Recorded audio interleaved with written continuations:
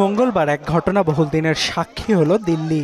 শিক্ষামন্ত্রী ধর্মেন্দ্র প্রধানের পদত্যাগ সহ বিভিন্ন দাবিতে সংসদ অভিমুখী জনতা ককরোচ পার্টি সিজেপির জনসভায় পুলিশি হামলার প্রতিবাদে প্রধানমন্ত্রী নরেন্দ্র মোদী ও স্বরাষ্ট্রমন্ত্রী অমিত শাহর পদত্যাগ দাবি করে স্থানীয় সময় মঙ্গলবার বিকেলে প্রধানমন্ত্রীর সরকারি বাসভবনের সামনে অবস্থান নেন রাহুল গান্ধী, প্রিয়াঙ্কা গান্ধী সহ কংগ্রেস ও এর জোটসঙ্গী দলের নেতাকর্মীরা।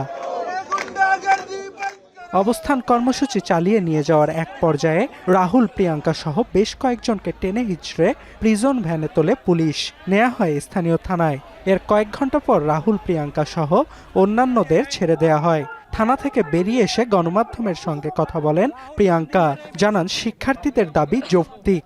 এ সময় প্রশ্নপত্র ফাঁস রোধে সরকারকে সংসদে বিল পাশের আহ্বান জানান তিনি। धर्मेंद्र प्रधान जी को रिजाइन करना है, एक डिस्कशन होना चाहिए पार्लियामेंट, और जो स्टूडेंट्स प्रोटेस्ट कर रहे हैं उनकी सुनवाई होनी चाहिए।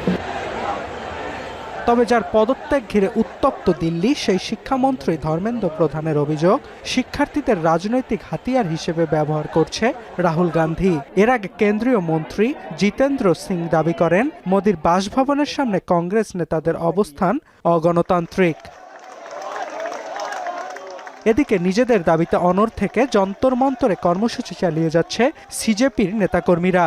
তাদের সঙ্গে একাত্মতা ঘোষণা করে আন্দোলনে যোগ দিচ্ছেন শিল্পী, রাজনীতিবিদ, বিরোধী ও বামফ্রন্টের নেতাকর্মীরা। এদিকে সিজেপি প্রতিষ্ঠাতা অভিজিৎ দীপকের অভিযোগ সরকার আলোচনায় বসার কথা বলে আন্দোলনকে দুর্বল করার চেষ্টা করছে। এর আগে দলটির প্রতিনিধিদের সঙ্গে বৈঠকে বসেন কেন্দ্রীয় স্বাস্থ্যমন্ত্রী জেপি নাড্ডা। অর্ণব প্রসাদ, এখন বিশ্ব।